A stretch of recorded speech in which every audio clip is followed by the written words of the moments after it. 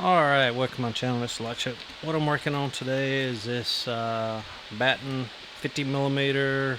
Says it's got 5 anti-pick mushroom / regular pins.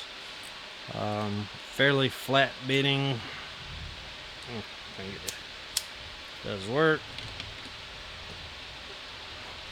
Get it locked back up, still works. Alright, so to pick it,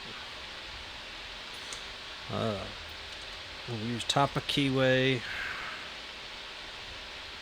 and I'm going to use this very flat. This will, it's almost like a flat gem profile from the Valerian, because it just really takes very little movement. So pin 3 is binding, just trying to get up under it. Felt a slight click. 4 felt a slight click. Now if I can get under 5.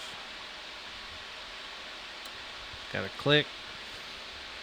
Check 1, nothing. 2's binding. Got a click, a little bit of movement, and then if I'm right, 1, and we're picked. We're open. So that is open. Alright.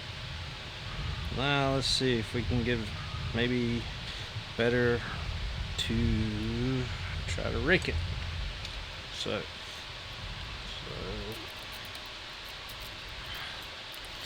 I'm not good at raking, but there we go.